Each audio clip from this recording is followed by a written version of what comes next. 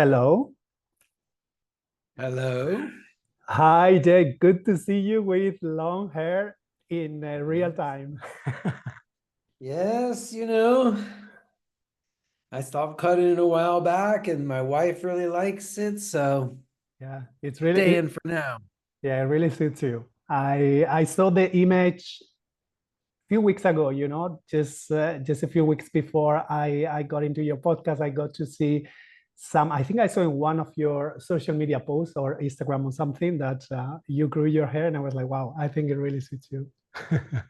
Thank you. Thank you. Well, Jay, thank you so much. I am super grateful that you accepted my invitation to come to the podcast today. As you know, and I've mentioned this in the interview that we recorded for your podcast a few weeks ago, you were an instrumental teacher for me to bring my stuff online. And in fact, we were talking about that in your podcast. That time that I was coming to your teacher Sangha was like a really, really important part for me, for all of the transition that would come afterwards. So thank you so much for coming to the podcast. And I also like to say congratulations, because I know you are either right there opening right now or you already opened your center. No, we're having like a open house grand opening party on Saturday, and then Monday is the start of classes. We I just finished painting today. I see. I see. And so it's your Thursday right now. So basically, your tomorrow. Couple of days, yeah. Couple of days. Yeah. Great. Great. Thank you. Congratulations. It's been very exciting, and I mean, I don't know that your listeners are familiar with me, but I did have a center in Brooklyn for 10 years. I started that in 2007. And so doing this now in 2024, all these years later, it's just been a real interesting reflection for me to notice how many things have changed in me, how many things have changed just like in the yoga world in general, in terms of way yoga centers operate. Mhm. I've decided to really be a little bit radical and go back to the old ways of doing things, even in terms of I'm starting on Monday with just a single per class rate, Mhm. no class packages and no memberships. Mhm. Mhm. And that way it keeps everything very clean. You know exactly how much money's coming in per class. And then as I have teachers coming in, I've come up with a really nice way to give them a more than fair split, so that everybody can know exactly where the money's going, and we don't get into all that stickiness that happened with the centers. Mhm. And so the teachers, I understand that they are local teachers in your area, or are you doing this center is going to be like a kind of a hybrid center? I mean, right now it's just me. Mhm. Starting on Monday, I'm basically, for the first time in I can't remember how long, I'm going to teach 7 days a week for a couple months and just try Mhm. to figure out like what time slots work best for the neighborhood. Like, I don't know if it's the 5 p.m. in the evening or the 6 p.m. that's going to make the most sense for the way people's lives are. Are people coming after work? Are people um, doing it before dinner? Like, Mhm. I'm not real sure. So I'm going to I kind of put it on all my little cards, like it's an introductory schedule, because I'm kind of want to get a feel for what time slots people want. And then I'm hoping that some other teachers are going to come around and I'm going to have some people to collaborate with. But as of right now, it's just me. I see, I see. Well, I guess there's going to be a little bit of tasting here and there and trying, see what works and what doesn't. Yeah, I think I'm teaching what I teach. You know me, I've got a thing that I do, and I'm not really going to be like trying to offer a lot of different styles. I'm going to be Mhm. here, and if someone wants to come practice with me, they can. And then I'm just real open. I had one person I know who I really like reach out. She kind of talking about wanting to do something with like teens. So I don't know. I'm kind of just gonna let the universe and the Lord unfold things how they unfold. And right now it's just been a challenge to get the place open. I did run into issues with like code inspectors and like all this um, rules and regulations that they have here in this city of Pennsylvania that they didn't have in New York. Mhm, So I learned real quick. Fortunately, I did get through it partially because my landlord's really great and he mhm, knows everybody. mhm. So that's helped. And as of right now, we've got green lights to go. So Okay, good. I was familiar with that because I think you mentioned that at the beginning of your last couple of podcasts, you were talking about this stuff. So good to yeah. know that things are moving forward. Um, Yes, you gotta persevere. yes, yes. But Jay, you say about people who are listening to this podcast, maybe, I think some of them may not know you. So if you can, well, one thing I can say about you, because I know a little bit about your story, is that you've been in the yoga scene even before Madonna. I mean, just to, That is actually true. That is actually true. I've never even heard anybody frame it that way. I love that. I'm so using that. That's totally true. I remember she started going to Jivamukti when I was there. Mhm, mhm. Her and Sting both. Yes. And before they started going there, it wasn't like the classes weren't all selling out. You could go to the 6 p.m. classes, but after they started going there, and then like Russell Wow. Simmons, who became very controversial later and had to flee, but the classes all started selling out. You couldn't get in anymore. You had to like start to pre-register. Wow, that was like kind of the explosion of yoga, kind of in America, which then translated also came into Europe, and but that was the time. That must have been around 1997, 1998, right? I would say maybe even a little bit earlier, but Hmm. around that time in the 90s for sure, mid 90s. And I think it's true. I do think that there was like a New York and Los Angeles, New York and Los Angeles kind of was where a lot of these things happened. And then they did wave again into Europe and international. And then that's why a lot of us kind of got on an international travel circuit because when things died down in one place, often like in Australia, things were booming. Yeah, So yeah. you could travel. Yeah, it's a little bit how it works, Sometimes things start in the US and then other places start like kind of doing the same thing. So it's like different timing. Um, it'd be great, Jay, if you can let us know a little bit how about your own journey. Like why did you start it? Because then also from the conversations we have had before, we can say that back then when you started yoga was really, really an underground thing. It was like a thing for weirdos, basically. It wasn't mainstream, definitely. No, Mm, it wasn't.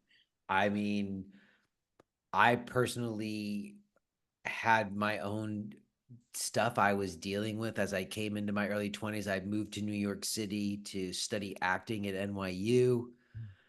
Acting does a very good job, like acting training did a very good job of kind of like breaking me down and making me realize that I didn't have a good emotional life and like taught me to feel things and be emotionally accessible. mhm, But acting training didn't do anything to build me up in any way. It left me kind of a wreck, left me kind of like a mess on the floor. mm, And, I had a lot of sort of demons I was slaying inside me. My mom had died when I was 16, and I had not really reconciled that loss. And I was hurting and, not enjoying life. And ultimately, at some point, it got bad. And eventually, I found my way to yoga practice. And that came out of like classes I had when I was in college. Part of the movement component to my acting training was a yoga class. My first yoga class was a woman named Maud Carlson, who longtime New York yogis would maybe remember her. She was a very hardcore Iyengar teacher, very strict Iyengar teacher in the old school way. And I kind of liked it. I mean, I thought she was beautiful and I loved the class. And I never really felt all that good back then, but I couldn't deny that I felt better. Like I was Mhm. like, wow, there's not a lot of things that I can do that make me feel better. And this Mhm. makes me feel better. And that registered. And that led to me eventually going to classes at Jiva Mukti on Second Avenue. They had a number of different locations. They had one prior to the Second Avenue location, and they had two others after that. But the Mhm. Second Avenue location was real cool. It was a very eclectic place. And it was before Jiva Mukti had become a method. So Mhm. you had a lot of different people who had gone to India and met the gurus and come back, and everybody was hybriding. And it was very cool. I met Leslie Kaminoff there, I met Allison West there, I met all these great teachers. At some point, they did kind of make it a standardized thing and make a method, Mhm. and then a lot of teachers left. I left with Allison West when that happened. Mhm. Leslie left.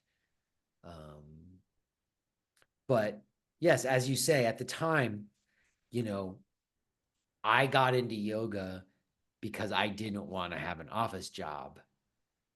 And I always say this, it's become trite, but there was one moment where I was at a party and somebody said, what do you do? And I said, I'm a yoga teacher. And they said, what's that?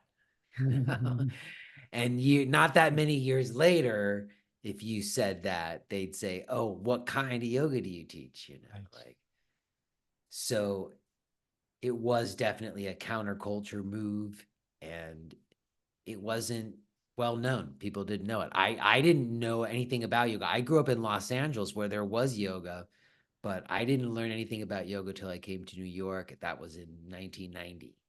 Mhm. I see. And then eventually, I understand that you decided after practicing for a few years, you decided to open your own center, and that was in New York. Is that correct? Yes, I taught like as an independent yoga teacher for about 10 years, I'd Mhm. say. Mhm.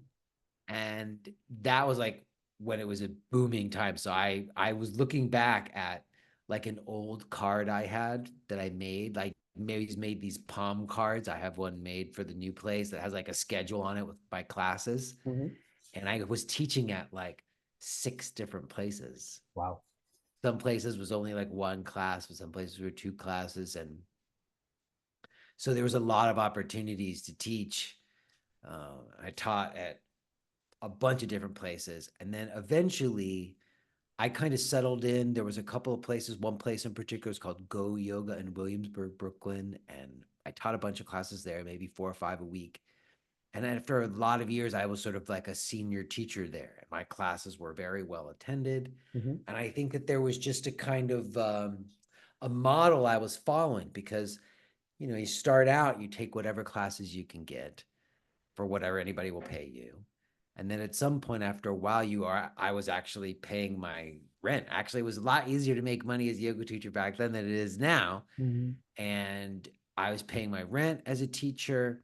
And at a certain point, you as a teacher were the one who was really driving the attendance, Mhm. much more so than the like location or the center. And I just think at some point you start doing numbers, you're getting married and looking at having children, and you start adding up how many people are in this class. And back then it wasn't a membership, so you could actually add it up, like how much per person, how many people are here, how much I'm getting paid, how much the center's taking. And at some point it didn't it started to not feel like a fair split. Mhm. And I just think at a certain point I was doing a very particular approach, and it was different than other approaches. And in some ways, what I was doing would call into question what other styles and other teachers were doing, Mhm. because I was inviting people into a certain idea about practice. And I think I always felt like it was a lot of effort to, like, people would come to my class, they would send new students to me who hadn't been to yoga classes before, or people who had injuries. I would teach them a thing and they would always feel like they were supposed to graduate from my class to like these other super fitness oriented classes. Mhm. And I always felt like, oh, like the center was kind of like working against my purpose as a teacher. Mm. Mhm. And there weren't places where you could find like Desikachar inspired practice in group yoga classes. So I wanted to have a place that was kind of dedicated to an approach. And I did. I totally niched back before I even knew what a niche was. I just said, I want to have one place that's all about this like one approach. And I had teachers come in, most of them trained with me, but a lot of times when I had other teachers come in who weren't from the same tradition, we got together on a few kind of like just principles and like philosophical alignments Mhm. that made it make sense for them to teach there. Mm. Yes, it makes sense. And yes, I had that place for 10 years, from 2007 to 2017. I would say for the first 7 years, we kept pace with the rents just fine. Like the neighborhood was booming and more people were coming in. And I wasn't even doing a very good job in terms of like managing the business. It's just there was enough people coming in. And so Mhm. enough money was coming in and it worked. At some point, it tipped. There was the lease renewal after 5 years, which was a big hit. It was like a 30% increase on the rent. Wow. And we raised the rates a little bit to help with that. But then it was just like attendance was down because you had massive saturation because the neighborhood boomed. So you Mhm. had lots of yoga centers where I was like the only one for a long time. Mhm. And then eventually it kind of wasn't working so good. I had some divine intervention because basically I was like sitting at the desk and like head in hands, like, what am I going to do? Because like not enough money was coming in and I didn't know I couldn't see myself renewing the lease in 3 years. Like I was like, I don't think I can renew another lease. There's no way. And somebody came walking in the door and said, hey, have you ever considered selling your business? And Wow. I said, really? And he said, yeah. I was like, well, who would want to buy this? He's like, you've got, like, I was like #1 on Google for yoga teacher training in Wow. Brooklyn. I had like major, because I just been there for so long, very like established business or whatever, 10, 7 years plus. At that point, it's actually more than 7 years, 8 or 9 years. So, he was like a guy who that's what he did. He sold businesses and like they had like a way of calculating what your business was worth. And it was like, oh, how much is your revenue? And then half of the annual, whatever. They had like a formula for this is how much your business is worth. This is how much we would sell it for. And I was like, really? I couldn't imagine because honestly, in the end, though, they were not able to sell it like they had planned because there really wasn't a business. At that point, we weren't making money off the classes. We were making money off the teacher training. The teacher training was all me. There wasn't like a set thing I could hand to somebody, like a curriculum to follow or anything. I Mhm. was doing it in my own way. And without me, there kind of wasn't a teacher training. Mm. And I was old school. I sat in several meetings with these guys and they were trying to introduce the potential buyer. And the potential buyer would say to me, how many memberships do you have? And I would say, none. I don't believe in them. And the guy would get so mad. Like I totally torpedoed all these like interviews. But eventually what happened, it was kind of shady, but a woman who had another yoga center in Queens wanted to just basically do kind of, it was almost like a lease buyout. Like like the landlord really liked me. I'd been there for a long time. And I told him that I had to sell and that I had to leave. And he basically kind of did me a solid and was like, just let me know who you want to take over the lease. And there was no, it wasn't that easy to get that space. So basically, Mm. it ended up being her paying me to take over the lease. And Mhm. we came up with a whole plan to kind of integrate it, but she was horrible and it was a terrible transition. People got mad. I taught there for a little while, even after I sold it to her because I was trying to like do my best to kind of like keep the community going. But she didn't even last a year. And then that landlord called me and asked me if I wanted it back at a good price.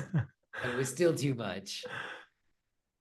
So, Right. all of that's to say, since, from 2017 until now, I've just been doing international travel or travel, not just international, local and international travel, and then online stuff. Mhm. So this is the first time that I'm trying to like open a brick and mortar space Mhm. since. Wow.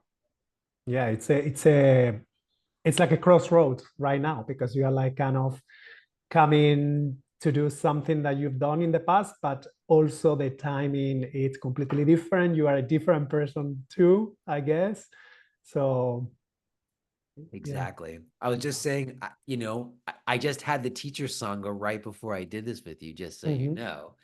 And I was just talking with them about it. They were asking me about the process for finishing everything up before the party on Saturday.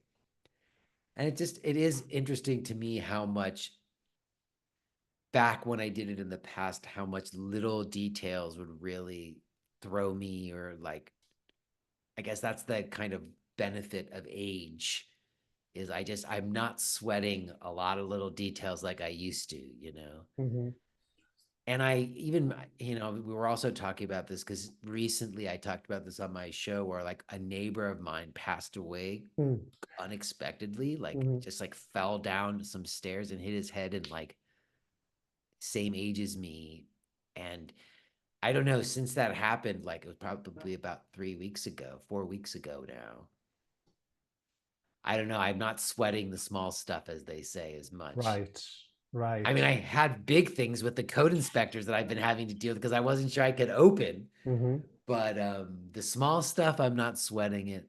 Been Yeah. been great. Yeah. These things gives And it you.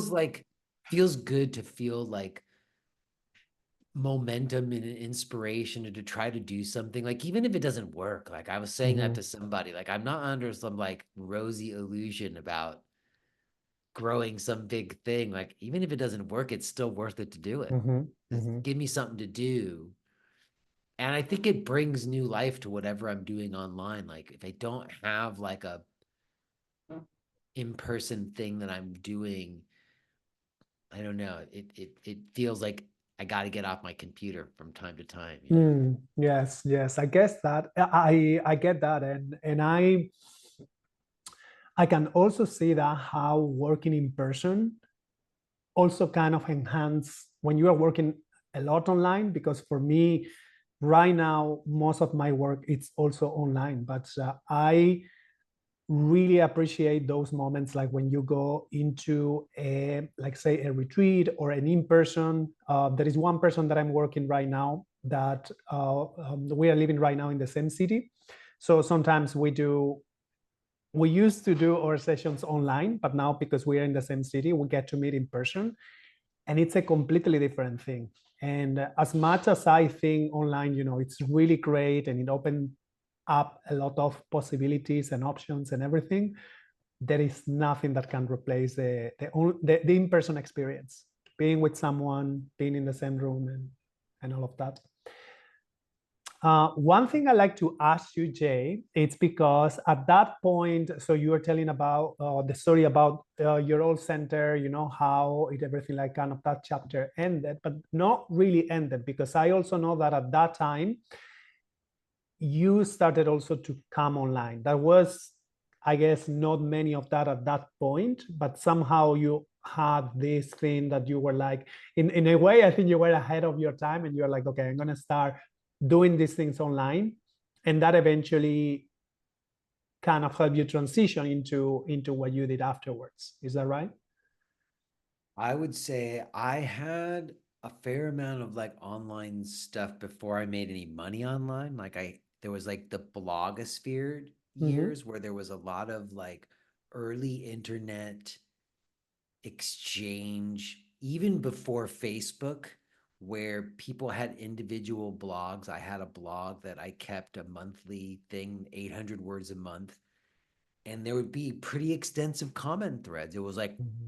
they would be gathering places. Um, and so that was something I was doing quite a bit, but you never made any money blogging. Mm-hmm.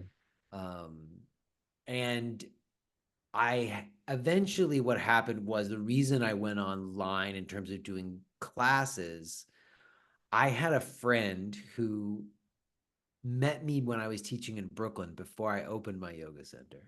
Mhm. And then years later, after I had been writing the blog, I did have like some teaching opportunities at like Kripalu, if people know that place. It's like a retreat place in Massachusetts, and at the place called the Omega Institute in upstate New York. And it was at one of the gigs I had at Kripalu that this old friend of mine who I had met named Josh Citron in Brooklyn, he came to this workshop I did in Kripalu, and we hung out, and it was great. And he basically said that he wanted to record me doing the practice that I was teaching it, because I had like a set program of asana that I was doing. And he said, I want to record you doing it so I can practice to it. And I was like, I've got audio. Like, I had already done audio versions. And he was like, no, no, no, I want to see you doing it. Like, he felt very inspired by watching me do it, he said. And I was like, okay, well, that'll be cool. I thought of it as, let's document this thing that I've just been teaching for years. I had no pictures or video of me doing it. Because back then it was actually, you had to get a video camera. Like, it wasn't like as easy. We didn't all have Right. video cameras in our pockets. Like, it was like you felt like you had to do a whole production, you know? And so he had experience. Josh, his kind of claim to fame initially was he was on a team of composers who wrote the theme music to Dora the Explorer, which is a Mm. big Wow. children's franchise. He was in it from the beginning, and at some point he watched like Nickelodeon come in and saw the way corporations turn these like soul projects into like massive money making machines.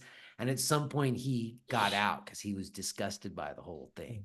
And so he was a sort of independent producer. And he came to Brooklyn and we shot me doing it. And after we did it, after we shot it, he was like, you know, this would be a great thing. And we turned it into a yoga DVD, and we like made it thing. And they're up there. The practice videos are up there on my website to this day.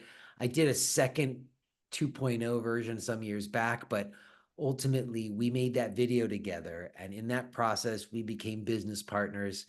And he was the one who said to me when I told him, I don't think I'm renewing my lease in 2 years. Actually, a year and a half at that point. No, it must have been the end of 2015. My lease was going up in 2017. And I said, I definitely can't see myself renewing the lease for another 5 years at this point. I'm lucky if I get through this next couple of years. And he said, you got to start live streaming your classes online. And I Wow. said, Mm. no. And he said, listen, you've made relationships to all these people over all these years. The future is online. It's happening in all the industries. And if you do this, people will have a way to practice with you, and you Mhm. can do your class from your wherever you are. Mhm. I was like, no way. But he convinced me that I should do it. And I was always intrigued by the tech. Back then, I like geek out on tech stuff. So we were doing one-way live streaming via YouTube. There wasn't even Zoom yet. We weren't using Skype or Zoom or that. It was one way. So I couldn't see anybody, but they could see me. I did have a way of knowing if people were there, but I couldn't. And Mhm. really, all we did is I set my laptop in the back of the room when I was doing my classes. And we figured out a way to set the laptop up that it looked okay. And we did some lighting to make it look right. Josh was the one who schooled me on all that stuff. And, I live streamed those classes. And sure enough, when I let go of the center and I moved here, there was a group of people who signed up to the live stream. And to this day, there's still about 20 people who've been paying me $7 a month since 2015 or 2016. Wow. A lot of those people, it's a bit like a patronage, like Patreon, like they're just really old friends of mine who Mhm. continue to support me after all these years. Mhm. Wow, that's incredible. One of the things I wanna talk to you about, Jay, because I know people that I am talking to, yoga teachers, wellness practitioners, there is this thing about social media. And for me, I have this relationship with social media in which I like it in a way, but in so many ways, sometimes it feels like it's just like too much, just because, like at the heart, it is designed to keep us like kind of scrolling there, and it's addictive. It has this thing, that you get there and it's hard to come out. So there are some things that I don't resonate with in social media, but for whatever this is, I like to use it as I grow my business and talk about my stuff and so on. I like to share content there and so on. But one of the things that I find very interesting about you, and the way you kind of share your message online, and the way you do stuff, it's that for a long time you haven't been using social media. I know that, I think that now you've been doing like a few posts now and there, because I went to visit your Instagram account the other day, but you are not someone who is going to be on social media sharing content all the time. And for the time I was coming to the teacher Sangha, I remember you were completely like, there was Long stretches of nothing. Yeah. exactly. So I guess my question is, because some of the people I work with, or some of the people I talk to, they are like, oh my God, I want to build an online presence. I want to be online, but I struggle with social media. I just feel this is just like something that is too much for me. But somehow I think they believe they do have the idea that you really need to be on social media. And when that comes, I always think about you, because it's like, I don't think you really need to be on social media. Like, you can be on social media, and if you enjoy social media and if it's helpful for you, that's fine. But it doesn't necessarily mean that you have to be there. So I would love if you can speak a little bit about that. What's Sure, your sure. approach, and what are your thoughts, and all of that? Absolutely. Well, first, let me preface my comments by saying I've had this conversation with people quite a bit about social media, and I'm somewhat against it, but I I know people who make it work for them. So I don't want to discount the possibility of utilizing it in certain ways to your advantage that can help you in certain ways. And we can talk about that. Mhm. But first, let me just explain why I don't do social media anymore. And there have been a few posts, but those have just been like some random things, Mhm. some random shares, almost as an experiment to see. But every time I do that, since I got off of social media, it reaffirms why I got off. And Mhm. the reason is, and it goes to a real important point, which is what you and I originally connected on, is if you're looking to kind of create your own platform, all right, the Mhm. internet has changed. The internet is not what it used to be. We remember the algorithms on Instagram when they were kind of honest, and Yoga Girl built her million followers up. You can't even, I remember talking to the yoga meme guy who came on. We talked about that. Like at a certain point, the algorithms changed. Mhm. So the problem with social media is it actually doesn't, it's not a good place necessarily, unless you use it the right way, Mhm. to build your own thing. Mhm. And what happened for me was I was doing the blog and then I was doing the podcast. And people were paying attention to those things, the blog and the podcast. And I was getting international gigs off of that.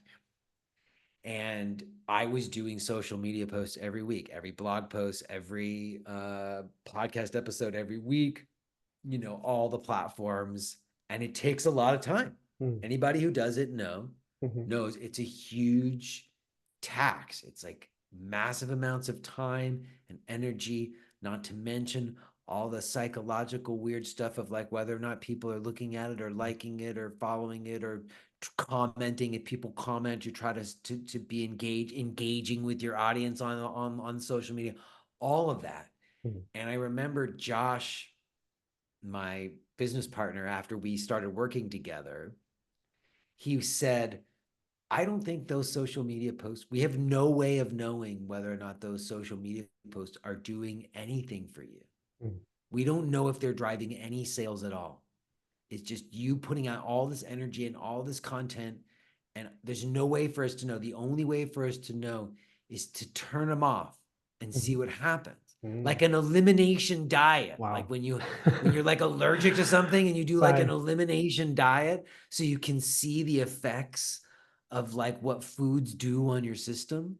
We did that like with my like promote my distribution, as Josh would call it. So we plugged all the holes and we just first we did one at a time. We just stopped doing Facebook, just stopped posting anything about the podcast or anything else on Facebook, and we saw no change in the download numbers at all. Wow. Then I stopped doing the rest, Instagram and Twitter or whatever, and we just turned it off.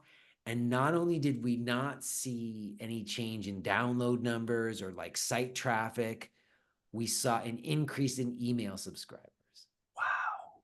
because That's the great. only place they could get to me was my Right. site. Right.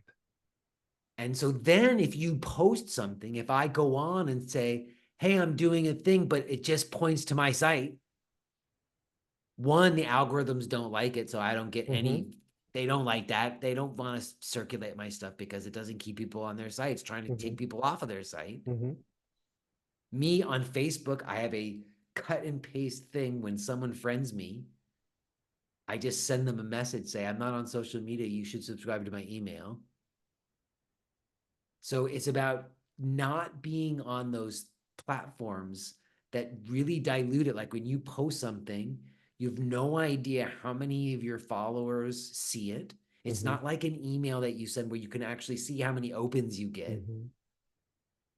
And ultimately, it comes down to, you and I have discussed this idea of 1,000 true fans, Mm-hmm. which I certainly didn't invent, but have adopted, where, if I make more of a living off of 4,000 people on my email list Mm-hmm. than people I know who have 1 million followers on Instagram. Right. Right.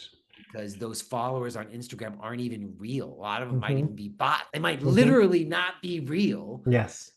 But whether or not they really are your people, your real fans who will really actually click buy or go to your retreat or whatever it is, Mm-hmm. you don't know. So people who go to your website and like what they see enough to subscribe to your email list and then open your email when you send it to them, they're like way more real than Yes.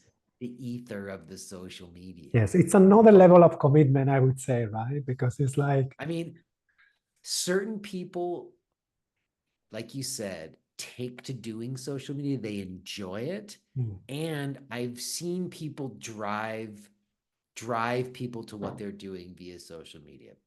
If you can find a way to do that, if you can find a way to drive people to actual things that you do that do make you money, because social media doesn't, mm-hmm.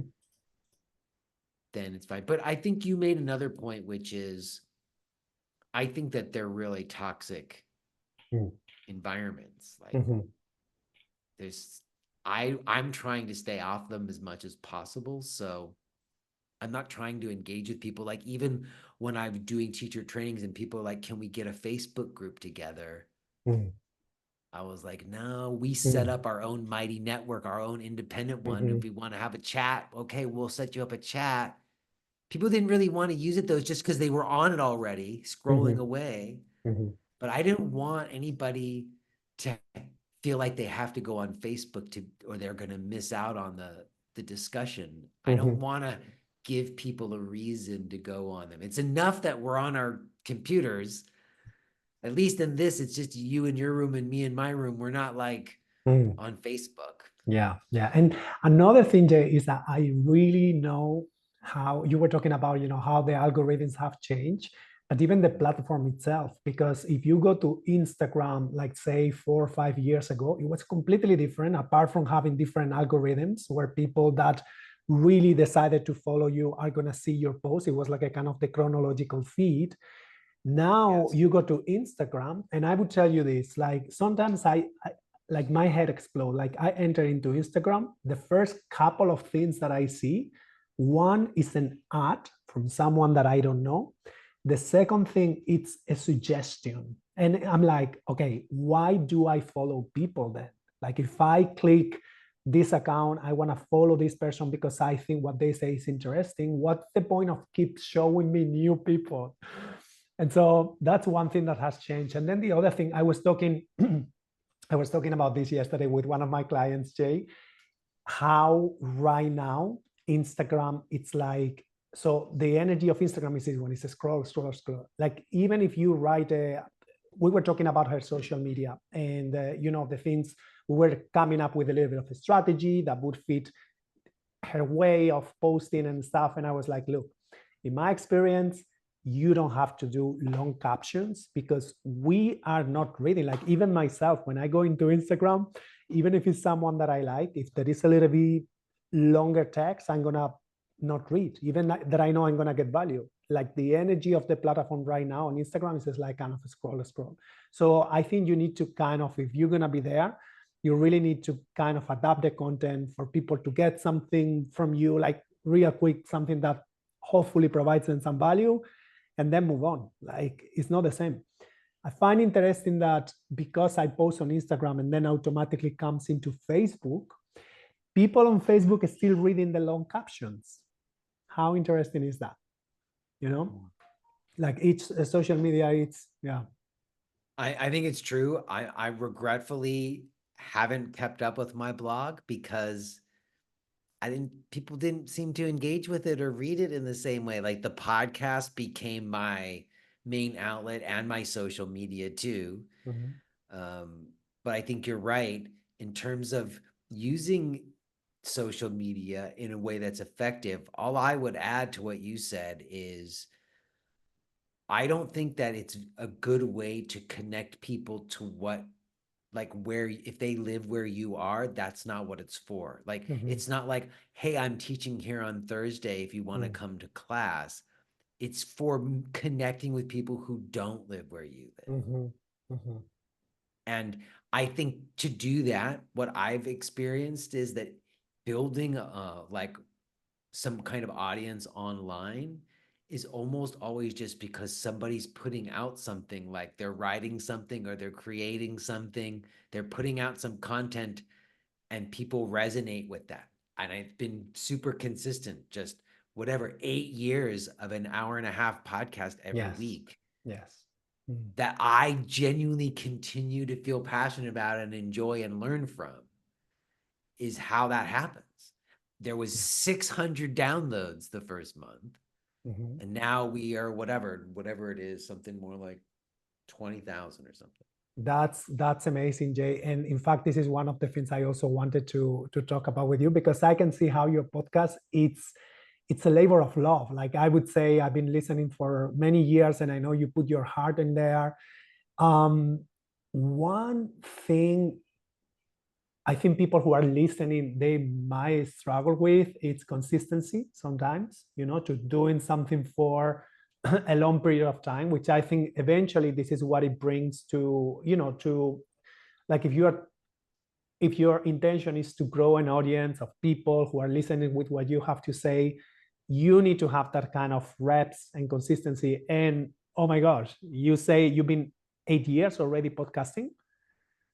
Mm-hmm. How do you keep that consistency, Jay? What's your I mean, like anything, I think you develop your rituals like a Mhm. yoga teacher. How do you maintain that Yes. schedule or consistency of showing up to your classes again and again? I'm sure there's people, yoga teachers listening to this maybe, who've had a class that they've taught for however many years. How many times they can count on one hand that they missed the class, probably. And I think that kind of discipline, that kind of ritual that yoga encourages is I consider the podcast just like another practice.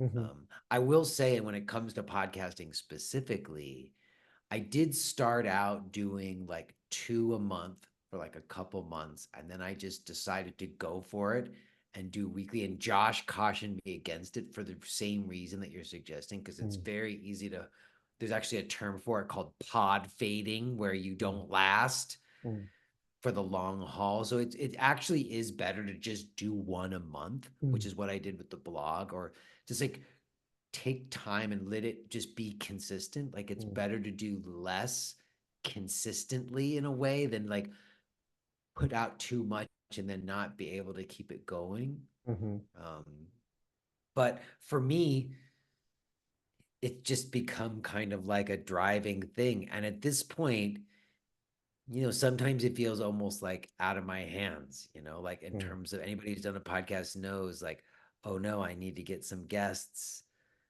Like, you send out invitations and people always ask me, aren't you worried you're going to run out of people? And I don't think so. It mm, just, they keep happening. I keep wanting to learn things and find people to talk to. mhm, So, in terms of how, I think that's just something also, if there's, I don't, I don't always say this, but if there's one thing I feel like I'm relatively good at, is being consistent and doing things again and again and again and again. Anybody who knows my class, it's very simple and repetitive. mhm, I feel like I thrive best and like feel okay more when I have simple repetitive rituals that I follow. mhm, I have to be willing to let them change. Like, I want to cling to them and keep them, and sometimes I too long, but I feel best that way. So for me, the podcast is a consistent ritual. And also, it's just a vehicle. Like, you listen to the intros and outros each week, I get to like really work through things that are going on with me. mhm, So it's very therapeutic. It mhm, it really helps me in so many ways. So mhm. that's how I keep doing it, because I genuinely receive benefit and enjoy doing it. Yeah, that's amazing that you have find that sweet spot that in a way, not only help the people that are listening in a way and bring value to them, but it also helpful for you to kind of speak to the mic and so on. One last question that I have for you, Jay, before you let us listener where they can find you and so on. This is something we were talking in the interview we had for your podcast. We were talking about making an independent living as a yoga teacher. So we know that the times have changed a lot, but you've been in this right for a long time. What would you say to a new, let's say, yoga teacher or a wellness practitioner, and they are like kind of thinking about or considering doing an independent living? Even perhaps they are thinking about the online, in-person model. What would be one advice, the biggest advice you would give to this new yoga teacher? Gosh, I don't really know. That's a hard question, because we're in a place where I don't feel like I have any answers for Mhm. anybody. And I think that newer people are coming into a space that's different Different. than me. And I don't know that people can do what I did now. Mhm. I think I have, you know, I think you were actually in that yoga of business course that we did. Maybe, I don't know if that was something that you participated in, but Josh and I did this yoga of business course. So I did have like an opportunity to kind of work with people and try to help them benefit from things that I had learned in terms of like building their own online platforms. And I did sort of learn that a lot of times thinking about it in terms of real connection was the way to go. That, like, Mhm. I knew people who had maybe like 30 people on an email list, okay? Mhm. But 10 of them wanted to come to a Zoom class every week. Wow. And so 10 people who want to come to a Zoom class every week and are willing to pay you $10 per class or whatever it is significant income to Yes. people in many ways. So, and then knowing how to like work that, like even people were doing that for a while. And then I was like suggesting to do subscription services. And we may have discussed that at other times too, that in many ways, when it comes to online stuff, I do think subscription services, that is the kind of lay of the land. It actually makes more sense. So like I mentioned, I've got people who've been giving me $7 a month since 2015 to have access to my live stream classes rather than paying me a per class. And people keep that not just because they want yoga classes, because I don't even know how many they come to, but they want to support me and it's a low enough price that they feel good about contributing that, you know? So having to pay per class, sometimes people, I don't know, they think of it differently. So I know people who've done it in different ways online, who have done per class rates that work for them. It does depend on like how many people are on your email list and how many people are actually going to come to the classes. But the point I'm trying to make is that developing an online platform often involves like you starting with a list of like 5 to 10 people, maybe family and friends who want to do some yoga with you. And it might not, maybe they're not all paying right away, but like I do think that it's a much more immediate way to begin. And then it is generally speaking a word of mouth thing Right. that happens, you know, like the reason many people listen to the podcast that do is because someone said, hey, I listened to this podcast and it was really good. You should listen to it.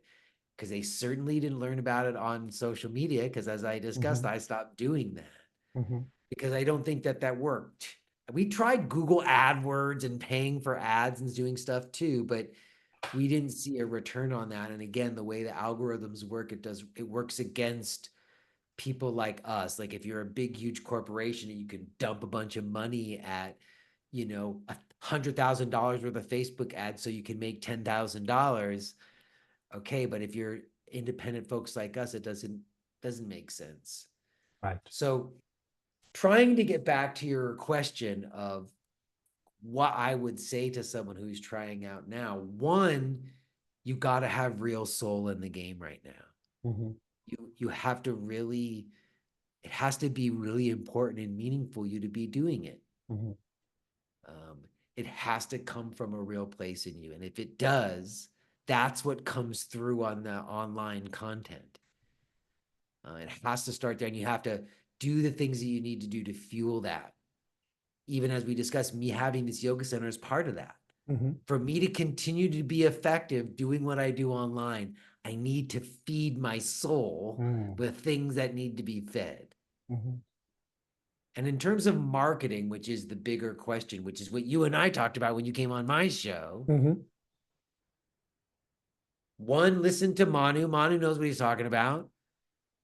But I think as we were discussing it, you know, it is about, like we talked about, knowing your numbers, knowing your bottom lines, how much things are going to cost, and kind of doing what makes sense for what's real, not some like idea that you have because it's the tangible thing. It's that email addresses and those friends who want to practice with you that are going to be the thing that builds whatever it's going to be. Yes. And something that I get from there, Jay, and maybe you didn't speak to that directly, but I get that. And it's that, you know, in a world where online, like, you know, there is all of this message of scaling and reaching so many people and stuff. And you talk how, you know, having a list of 30 people and then 10 of those people want to practice with you. I think that is massive. And not only that, but also you're talking about, you know, family, friends. Those are the people, especially I think when you're starting, those are the people that are going to spread the word at the end. And those are the people that sometimes we need to, in a way, we need to nurture the most because they are our first, you know, our first allies and the people that are going to be spreading the word about our work. At least I get a little bit of that as well, you know, from what you're sharing. I couldn't agree more. Absolutely. Mhm. And I do think, again, there is a thing about consistency and just kind of keeping at it Mhm. over time makes a difference. And yeah, I having said that, I know people who are doing a lot of different models. I know people who are doing like sessions where people buy a certain amount of sessions.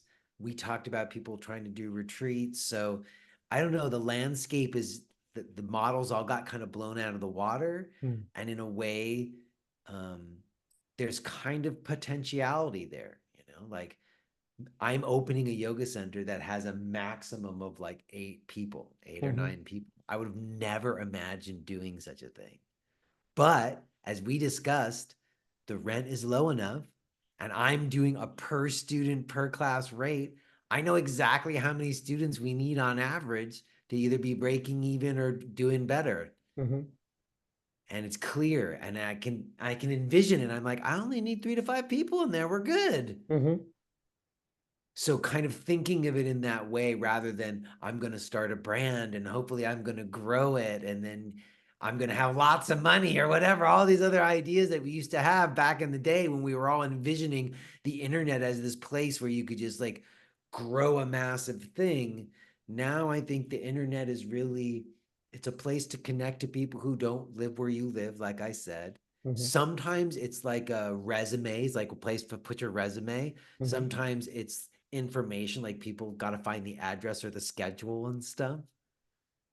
But the idea of growing your thing wants to be, to me, it's still a person to person kind of thing, even if Mhm. it's via the internet. Yeah. And in a way, Zoom meetings have been good for that, I Mhm. would say, Mhm. in terms of growing things and making connection online. I've certainly utilized Zoom to do that in ways that I couldn't have in the past. Mhm. Okay.